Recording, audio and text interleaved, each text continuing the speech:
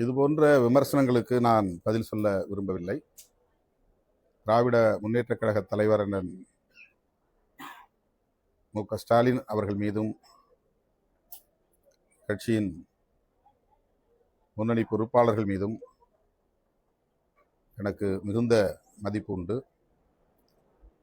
இந்த இயக்கத்தின் மீது அதீதமான பற்றுதல், நம்பிக்கை உண்டு. விடுதலை சிறுத்தைகளும் திராவிட முன்னேற்றக் கழகமும் எந்த அளவுக்கு கொள்கை புரிதலோடு கைகோர்த்து களமாடி இருக்கிறோம் என்பதை நாடு அறியும். இந்த முடிவை நாங்கள் மேற்கொள்வதற்கு தனிப்பட்ட முறையில் தன்னலம் அல்லது பதவி ஆசை என்கிற காரணிகள் முதன்மையானவை அல்ல. தமிழகத்தில் ஏற்பட்டிருக்கிற அரசியல் நெருக்கடிதான் காரணம் என்பதை மேனாள் முதல்வர் அண்ணன் ஸ்டாலின் அவர்கள் நன்கு அறிவார். நாங்கள் இப்படி ஒரு முடிவை எடுக்க இருக்கிறோம் என்பது குறித்து அவரிடத்திலே வெளிப்படையாக நாங்கள் மனம் திறந்து பேசியிருக்கிறோம். கம்யூனிஸ்ட் கட்சிகள் என்ன முடிவை எடுக்கிறார்களோ அதை ஒட்டி விடுதலை சிறுத்தைகளும் முடிவை எடுக்க திட்டமிட்டிருக்கிறோம் என்று நான் ஊடகங்களின் வாயிலாக சொன்னது மட்டுமில்லாமல் அவரிடத்திலே அவரை தனிமையில் சந்தித்த போதும் சொல்லியிருக்கிறேன். தனிநபர் தேவைகளுக்காக எந்த முடிவையும் நாங்கள் மேற்கொள்ள மாட்டோம் என்பதை உணர்த்துவதற்காகத்தான் கம்யூனிஸ்ட் கட்சிகள் என்ன முடிவை எடுக்கின்றனவோ அந்த முடிவை ஒட்டி எங்கள் முடிவும் இருக்கும் என்று கூறினோம். அப்போது அண்ணன் ஸ்டாலின் அவர்களோ, அன்பு இளவல் உதயநிதி ஸ்டாலின் அவர்களோ அதை எதிராக பார்க்கவில்லை. இந்த சூழலுக்கேற்ப நீங்கள் எடுக்கிற முடிவை, என்ன முடிவாக இருந்தாலும் அந்த முடிவை நடைமுறைப்படுத்துங்கள் என்றுதான் கூறினார்கள்.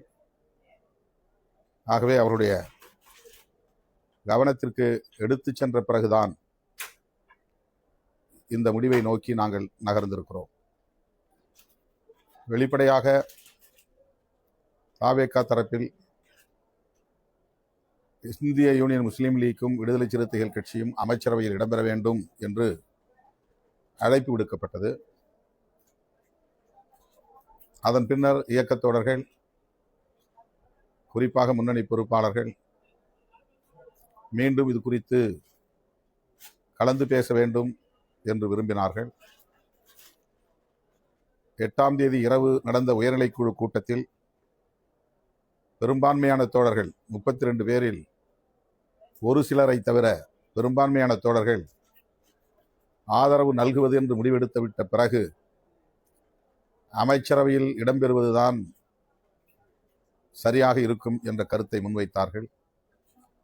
ஆனாலும் நான் கட்சியின் தலைவர் என்கிற முறையில் பொதுச் செயலாளர்களோடு மீண்டும் பேசிவிட்டுத்தான் முடிவை எடுப்பேன். அந்த முடிவு என்னவாக இருந்தாலும் நீங்கள் ஏற்றுக்கொள்ள வேண்டும் என்று அந்த இணைய வழி உயர்நிலை குழு கலந்தாய்வு கூட்டத்தில் கூறியிருந்தேன். அதன்படி 9ஆம் தேதி நண்பகல் வேளையில்தான் நாங்கள் 3 பேரும் ஓரிடத்திலே சேர்ந்து பேசுவதற்கான சூழல் உருவானது. அதேபோல வெளியூர்களில் இருந்து சட்டமன்ற உறுப்பினர்களும் நண்பகல் 1 மணிக்கு மேல்தான் வந்து சேர்ந்தார்கள். அந்த கூட்டத்திலும் கூட அமைச்சரவையில் இடம்பெற வேண்டும் என்ற கருத்து மேலோங்கியது என்றாலும் நான் வெளியிலிருந்து ஆதரவு நல்குவது என்பதை வலியுறுத்திய நிலையில் 2 பொதுச் செயலாளர்களும் அதற்கு உடன்பட்டு தான் 9ஆம் தேதி 4:45 மணி அளவில் எமது கட்சியின் தலைமையகத்தில் நான் ஊடகவியலாளர்களை சந்தித்த போது ஆட்சி அமைப்பதற்காக மட்டுமே எங்கள் ஆதரவை நல்குகிறோம் என்ற கருத்தை பதிவு செய்தேன். அதன் பிறகு இயக்கத் தோழர்கள் இந்த முடிவை மறுபரிசீலனை செய்ய வேண்டும் என்று தொலைபேசி வாயிலாகவும் வாட்ஸ்அப் மூலமாகவும் கருத்துக்களை பகிர்ந்து கொண்டே இருந்தார்கள். அப்படி ஒரு சூழலில்தான் தாவேகா தரப்பில் வெளிப்படையான அழைப்பு வந்தது. அந்த அழைப்பை மறுதளிக்க கூடாது, தவிர்க்கக்கூடாது, அமைச்சரவையில் இடம்பெற வேண்டும் என்ற கருத்து மீண்டும் மேலோங்கியது. ஆகவே கட்சியின் நலன்களை கருத்தில் கொண்டு நானும் அந்த நிலைப்பாட்டுக்கு இணங்கும் சூழல் உருவானது. அப்போது நானே அமைச்சரவையில் இடம்பெற வேண்டும் என்கிற கருத்து மேலோங்கியது. அதற்கு நான் இணங்கவில்லை. கட்சி அமைச்சரவையில் இடம்பெற வேண்டும் என்ற நிலைப்பாட்டை எடுப்பது உறுதிப்படுத்தப்பட்ட நிலையில் தேர்ந்தெடுக்கப்பட்ட சட்டமன்ற உறுப்பினர்களுள் 30 ஆண்டுகளுக்கு மேலாக என்னோடு பயணித்து வருகிற, இயக்க பணிகளில் தீவிரமாக முனைப்பாக பணியாற்றி கொண்டிருக்கிற, கட்சியின் மூத்த பொறுப்பாளராக, துணை பொதுச் செயலாளராக பணியாற்றி கொண்டிருக்கிற வன்னியரசு அவர்களை பரிந்துரைப்பதுதான் சரி என்று நான் முடிவு செய்தேன். இயக்கத் தோழர்களின் ஒப்புதலை பெற்றேன். அதன் அடிப்படையில் நாங்கள் இணைந்திருக்கிறோம். இதில் மேற்கொண்டு கருத்து சொல்வதற்கு எதுவும் இல்லை. அமைச்சரவையில் நீங்க பங்கேற்று இருக்கிறதுனால திமுக அவர்கள் இந்த கூட்டணிக்கான நிலைப்பாடு என்னவா கூட்டணி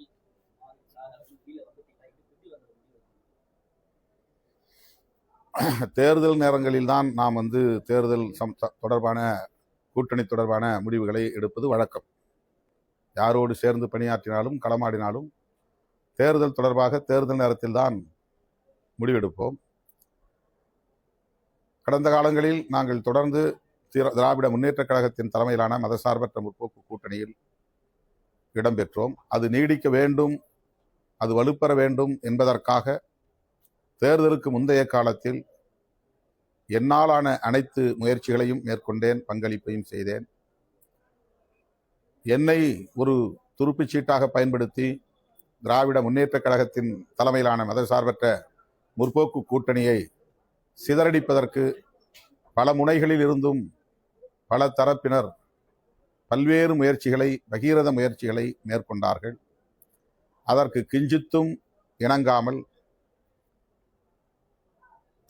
நான் உறுதியாக நின்று திராவிட முன்னேற்றக் கழகத்தின் தலைமையிலான மதசார்பற்ற முற்போக்கு கூட்டணியை பலவீனப்படுத்த ஒருபோதும் நான் இடம் தர மாட்டேன் என்பதை நடைமுறைப்படுத்தி காட்டினேன்.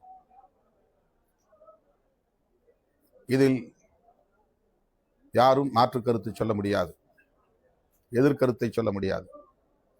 அந்த அளவுக்கு தேர்தலுக்கு முன்பு ஒரு 2 ஆண்டு காலம் என்று சொன்னால் மிகையாகாது, 2 ஆண்டுகளாக தொடர்ந்து என்னை குறிவைத்து சமூக ஊடகங்களில் விவாதித்தார்கள். என்னை குறிவைத்து சாதிய மதவாத சக்திகள் காய்களை நகர்த்தினார்கள், எமது உணர்ச்சிகளை தூண்டினார்கள், திட்டமிட்ட அவதூறுகளை பரப்பினார்கள், ஆத்திரம் ஊட்டினார்கள். எதற்கும் நாங்கள் மசியவில்லை, இணங்கவில்லை. திமுக கூட்டணி வலுவாக இருக்க வேண்டும், மீண்டும் வெற்றி பெற வேண்டும் என்பதற்காக எந்த அளவுக்கு திமுக தலைவருக்கு என்னால் உறுதுணையாக இருக்க முடியுமோ அந்த அளவுக்கு நான் உறுதுணையாக இருந்திருக்கிறேன்.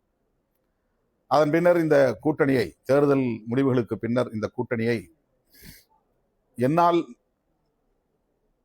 காப்பாற்றும் அளவுக்கான வலிமை இல்லை. காங்கிரஸ் எடுத்த முடிவை தடுக்கிற வலிமை எனக்கு இல்லை. கம்யூனிஸ்ட் கட்சிகள் எடுத்த முடிவை நிறுத்த எனக்கு வலிமை இல்லை. அதேபோல இந்திய யூனியன் முஸ்லீம் லீக் கட்சியின் நிலைப்பாட்டுக்குள் என்னால் தலையீடு செய்ய முடியாது. இன்றைக்கு சமூக ஊடகங்களில் விவாதிக்கக்கூடியவர்கள் மீண்டும் என்னை மட்டுமே குறிவைத்து கடுமையான விமர்சனங்களை, அவதூறு கணைகளை ஏவுவது ஏன் என்று என்னால் விளங்கிக் கொள்ள முடியவில்லை. தேர்தலுக்கு முன்னால் அந்த கூட்டணியை காப்பாற்றுவதற்கு என் வலிமைக்கேற்ப என்னுடைய முயற்சிகளை நான் மேற்கொண்டிருக்கிறேன். என்னையே ஒரு ஆயுதமாக பயன்படுத்தி, என்னையே ஒரு கருவியாக பயன்படுத்தி அந்த கூட்டணியை பலவீனப்படுத்துவதற்கு மேற்கொள்ளப்பட்ட அனைத்து முயற்சிகளையும், சதி முயற்சிகளையும் நான் முறியடித்திருக்கிறேன். தேர்தலுக்கு பின்னர் அந்த கூட்டணியை கட்டுக்கோப்பாக வைத்திருப்பதற்கு, காப்பதற்கு, பாதுகாப்பதற்கு எனக்கு எந்த முகாந்திரமும் இல்லை. நான் கூட்டணி தலைவராக இல்லை, அல்லது கூட்டணி கட்சிகளை காப்பாற்றுகிற அளவுக்கான ஆளுமை பெற்றவனாகவும் இல்லை. தேர்தல் முடிவுகள் வந்த கையோடு காங்கிரஸ் எடுத்த முடிவு, அதனையொட்டி அடுத்து நிகழ்ந்த அரசியல் காட்சிகள், இவையெல்லாம் நேர்மையாக சிந்திக்கக்கூடிய அனைவருக்கும் என்ன என்பது தெரியும். நாங்கள் அவசரப்பட்டு விடவில்லை, அவசரப்படுத்தினார்கள். நாங்கள் உணர்ச்சி வயப்பட்டு விடவில்லை, உணர்ச்சியை தூண்டினார்கள். எங்கள் கட்சிக்கு ஒரு வரைமுறை இருக்கிறது. அந்த வரைமுறைகளின்படி, விதிமுறைகளின்படி இடதுசாரிகள் எடுத்த முடிவை முன்வைத்து 2.5 மணி நேரத்திற்கு மேலாக உயர்நிலைக் குழுவில் விவாதித்து, அந்த முடிவை கூட்டணியின் தலைவர் அண்ணன் ஸ்டாலின் அவர்களிடத்தில் விளக்கி சொல்லி அதன் பிறகுதான் அறிவிப்பது என்று நாங்கள் முடிவெடுத்தோம். நாங்கள் இன்னொரு கூட்டணியில் இல்லை, அல்லது தாவேகா கூட்டணியில் இல்லை. ஆதரவு நல்குவதாக இருந்தாலும் அல்லது முடியாது என்பதாக இருந்தாலும் அது எங்களுக்கான சுதந்திரம், எங்களுக்கான உரிமை, எங்களுக்கான அதிகாரம் அது. ஆனால் பலரும் வெளியிலிருந்து இவர் ஏன் தாமதப்படுத்துகிறார், தாமதத்திற்கு இதுதான் காரணமா என்றெல்லாம் ஆளாளுக்கு அவரவர் யூகங்களின் அடிப்படையில் மனம் போன போக்கில் எங்களுக்கு எதிரான அவதூறுகளை பரப்பினார்கள். அதே போல இன்றைக்கும் எங்களுக்கு எதிரான அவதூறுகளை பரப்புகிறார்கள். இந்த விமர்சனங்களுக்கு என்னால் இந்த சூழலில் பதில் சொல்ல இயலாது. எங்கள் நேர்மையையோ எங்கள் அரசியல் தூய்மையையோ களங்கப்படுத்த யாருக்கும் உரிமை இல்லை. ஒரு கட்சியை உருவாக்கி அந்த கட்சியை கட்டுக்கோப்பாக பல 10 ஆண்டுகள் வெற்றிகரமாக வழிநடத்துவது என்பது அவ்வளவு இலகுவான ஒரு காரியம் இல்லை. நான் ஏற்கனவே சொல்லி இருக்கிறேன், நான் ஒரு ஆட்டோகிராட் அல்ல, டெமோக்ராட். எங்களுடைய தோழர்களுக்கு எந்த அளவுக்கு அரசியல் புரிதல் இருக்கிறது என்பது வேறு விவகாரம், ஆளுமை திறன் இருக்கிறது என்பது வேறு விவகாரம். ஆனால் அவர்களை நான் உடன் வைத்துக் கொண்டு அவர்கள் புரிந்து கொள்ளுகிற வரையில் விவாதித்து, அவர்கள் உடன்படுகிற வரையில் விவாதித்து, அதன் பிறகுதான் எந்த முடிவையும் நான் எடுத்திருக்கிறேன். இப்போதும் அப்படித்தான் எடுத்திருக்கிறேன். எனக்குரிய கால அவகாசத்தை நான் எடுத்துக்கொண்டேன். 2 நாட்கள் 3 நாட்கள் என்றெல்லாம் சொல்லுகிறார்கள். 8ஆம் தேதி 4 மணிக்கு இடதுசாரி கட்சிகள் அறிவிப்பு செய்தார்கள். 9ஆம் தேதி 2 மணிக்கே நான் தாவேகா தரப்பினருக்கு தகவல் கொடுத்தேன், வந்து கடிதம் பெற்றுக்கொள்ள செய்தேன். 3:30 மணிக்கு கடிதத்தை பெற்றுக்கொண்டார்கள். நான் பத்திரிகையாளர்களை சந்திப்பதற்கு நான் அழைப்பு விடுக்கவில்லை, அவர்கள் வந்து காத்திருந்தார்கள். காத்திருந்தவர்களின் உணர்வுகள் மதிக்கப்பட வேண்டும் என்பதற்காக நான் தேடி வந்து பார்த்தேன். நான் ஊடகவியலாளர்களை வாருங்கள், இந்த தேதியில் உங்களை பார்க்கிறேன், இதை அறிவிக்கப் போகிறேன் என்று சொல்லவில்லை. அறிவிப்பை நான் என்னுடைய சமூக ஊடகத்தில் கூட, முகநூலில் கூட என்னால் அறிவிக்க முடியும். அறிக்கையை ட்விட்டர் பக்கத்தில் கூட என்னால் போட்டுவிட முடியும். ஊடகவியலாளர்களை கூட்டி பேச வேண்டும் என்ற கட்டாயம் ஒன்றும் இல்லை. ஆனால் காலை 10 மணியிலிருந்தே தலைமையகத்தில் வந்து அமர்ந்து கொண்ட நிலையில் அந்த ஊடகவியலாளர்களை நாம் அவமதித்து விடக்கூடாது, காத்திருக்கிறார்கள் என்பதற்காக நான் 4:45 மணிக்கு அங்கு வந்து சேர்ந்தேன். எங்கள் நிலைப்பாட்டை சொன்னேன். இந்த முடிவை மிக மிக நிதானமாகத்தான் நாங்கள் எடுத்திருக்கிறோம். எங்கள் மதசார்பற்ற முற்போக்கு கூட்டணியின் தலைவர் அண்ணன் ஸ்டாலின் அவர்களின் கவனத்திற்கு கொண்டு சென்று அவருடைய வாழ்த்துக்களோடு தான், அல்லது ஆதரவோடு தான், அல்லது இசைவோடு தான் இந்த ஆதரவை நாங்கள் வழங்குகிறோம் என்று அறிவித்துவிட்டுத்தான் வழங்கியிருக்கிறோம், சொல்லவில்லை. இருக்கிற அரசியல் சூழலை, அவருக்கு இருக்கிற அரசியல் பக்குவத்தின் அடிப்படையில் புரிந்து கொண்டு 5ஆம் தேதியே எங்கள் அனைவரையும் அழைத்து நாம் எல்லோரும் ஒற்றுமையாக இருந்து செயல்படுவோம், அவர் ஆட்சி அமைப்பதற்கு இடையூறாக நாம் இருக்க வேண்டியதில்லை என்ற கருத்தை சொன்னார். அதுதான் அவருடைய பக்குவம், அவரது அரசியல் முதிர்ச்சி. ஆகவே எங்கள் அரசியல் நேர்மையை அல்லது கூட்டணிக்கு நாங்கள் எந்த அளவுக்கு உற்ற துணையாக இருந்திருக்கிறோம் என்கிற அந்த நம்பகத்தன்மையை போகிற போக்கில் கேள்விக்குள்ளாக்குவது, களங்கப்படுத்துவது ஒரு திட்டமிட்ட அவதூறு. விடுதலை சிறுத்தைகளின் வளர்ச்சியை பிடிக்காதவர்கள் தொடர்ந்து காலம் காலமாக எங்களுக்கு எதிராக காழ்ப்புணர்வை கக்கிக் கொண்டிருக்கிற கும்பல் திரும்ப திரும்ப இதை செய்து கொண்டிருக்கிறது.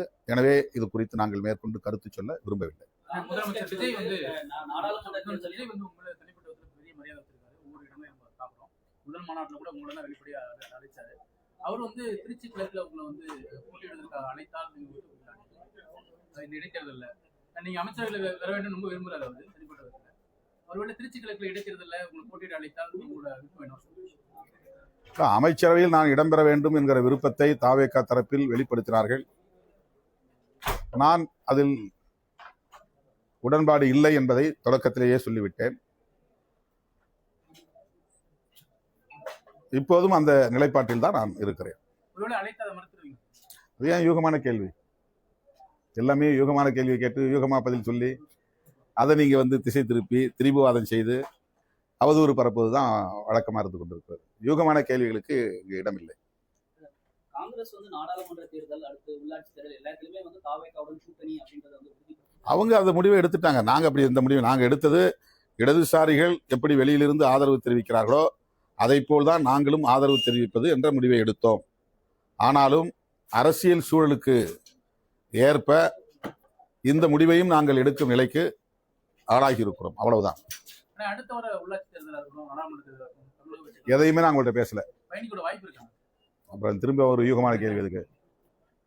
அது தேர்தல் வரட்டும், தேர்தல் நேரத்தில் பேசலாம். அதை சொல்லிதான் எங்க தோழர்கள் மீண்டும் அந்த அமைச்சரவையில் சேரணுங்கிற கருத்தை, அந்த விவாதத்தை மீண்டும் தொடங்கினாங்க. நீங்க வந்து அதிகார பகிர்வுங்கிறது வந்து பல ஆண்டுகளா சொல்லிட்டு இருக்கிறீங்க. இப்போ ஒரு கோயலிஷன், அதாவது ஒரு கூட்டணி ஆட்சி முறை இங்க வந்து காலத்தின் கட்டாயம் உருவாகி இருக்கிறது. நான் என்னுடைய தேர்தல் முடிவு வெளியான உடனே என்னுடைய அறிக்கையில் அதான் சொன்னேன். தமிழக மக்கள் கூட்டணி ஆட்சி முறையை இன்றைக்கு விரும்புகிறார்கள் என்பதுதான் இந்த முடிவிலிருந்து தெரிய வருகிறது என்ற கருத்தை நான் பதிவு செய்தேன். எனவே தலைவர் சொன்னதை நடைமுறைப்படுத்துங்கள் என்று எங்கள் இயக்கத்தின் முன்னணி பொறுப்பாளர்கள் அந்த விவாதத்தை மறுபடியும் தொடங்கி, கட்சியின் முடிவுக்கு தலைமை கட்டுப்படுவதும் ஒரு ஜனநாயகத்தின் ஒரு அம்சம்தான். எப்படி தலைவர் எடுக்கிற முடிவை கட்சி கட்டுப்பட்டு நடைமுறைப்படுத்துகிறதோ அதே போல கட்சியில் உள்ள பெரும்பான்மையான தோழர்கள் எடுக்கிற முடிவுக்கு தலைமை உடன்படுவது என்பதும் ஜனநாயக கூறுகளுள் ஒன்று. ஆக கட்சியில் உள்ள பெரும்பாலானோர் இந்த அமைச்சரவையில் இடம்பெற வேண்டும், அதுவும் கட்சி தலைவராகிய நீங்களே இடம்பெற வேண்டும் என்று வலியுறுத்திய போது தனிப்பட்ட முறையில் என் தொடர்பான முடிவை நான் வலுவாக எடுக்க முடியும். கட்சி தொடர்பான முடிவை மறுதலித்து என் முடிவை திணிப்பது என்பது ஜனநாயகமாக இருக்க முடியாது. ஆகவே கட்சியின் பெரும்பாலான தோழர்கள் அமைச்சரவையில் இடம்பெறுவது என்பது காலத்தின் கட்டாயம். இதுவரையில் தமிழக அரசியல் களத்தில் கூட்டணி ஆட்சி முறை உருவானதில்லை. அது முதல் வாய்ப்பு. இதுவரையில் ஒரு அம்பேத்கர் இயக்கம் அமைச்சரவையில் பங்கேற்பதற்கான ஒரு வாய்ப்பு உருவாகவில்லை. இப்போது உருவாகி இருக்கிறது. இது இரண்டாவது ஒரு மாற்றம். இதை உங்களுடைய ஈகோவுக்காக, அதாவது தனிப்பட்ட முறையிலே தலைவர் அமைச்சர்கள் இடம்பெற வேண்டாம் என்று எடுத்திருக்கிற அந்த முடிவுக்காக இந்த வாய்ப்பை மறுதளிப்பது ஏற்புடையது அல்ல என்ற கருத்தை முன்னணி பொறுப்பாளர்கள் பலரும் வற்புறுத்திய நிலையில் இந்த நேரத்தில் கட்சிக்கு கட்டுப்படுவது என்னுடைய பொறுப்பு. தேர்தல் அரசியலே வேண்டாம் என்று நான் இருந்த காலத்தில் 1999 தேர்தல் அரசியலில் ஈடுபட வேண்டும் என்று பெரும்பாலான தோழர்கள் சொன்னபோது நான் சில மாதங்கள் வரையில் அதை தள்ளி போட்டேன்.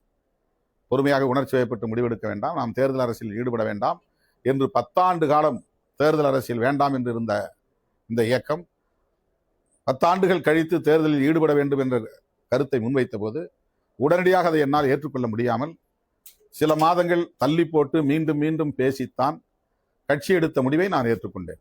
அதே போல இன்றைக்கும் கட்சியில் உள்ள பெரும்பாலான தோழர்கள் எடுத்த முடிவுதான் கட்சி முடிவு. எனக்கு வெளியிலிருந்து ஆதரவு அளிப்பது என்பதுதான் விருப்பம், அதுதான் என்னுடைய தனிப்பட்ட முடிவு. ஆனால் கட்சி அதை தாண்டி சிந்திக்கிற போது கட்சியின் முடிவுக்கு கட்டுப்பட வேண்டியது கட்சியின் தலைவராக இருந்தாலும் கட்சியின் உறுப்பினர் என்கிற அந்த நிலையிலிருந்து, நானும் ஒரு உறுப்பினர் என்கிற நிலையிலிருந்து அந்த முடிவுக்கு நான் இணங்கி இருக்கிறேன். அவ்வளவுதான். சார், இப்ப தமிழ்நாடு முழுக்க விடுதலை சிறுத்தைகள் தொடர்பு பெரிய அளவு கொண்டாடுறாங்க. அந்த அமைச்சரவை இடம்பெற்றது அவங்களோட குரலா தான் நீங்க அந்த சமூகம் வச்சிருக்கீங்க. அதே மாதிரி உள்ளாட்சி தேர்தலையும் கொண்டு வரலாம் அப்படின்னு அவங்களோட விருப்பம் என்னவா? உள்ளாட்சி தேர்தல் வரட்டும். திமுக தலைமை ஏதாவது இயக்கங்களுக்கோ போராட்டங்களுக்கோ அழைப்பு விடுத்தா அது உங்களுடைய பங்களிப்பு எப்படி இருக்கும்? இதெல்லாம் அந்த சூழல்ல கேள்வி கேளுங்க. நன்றி.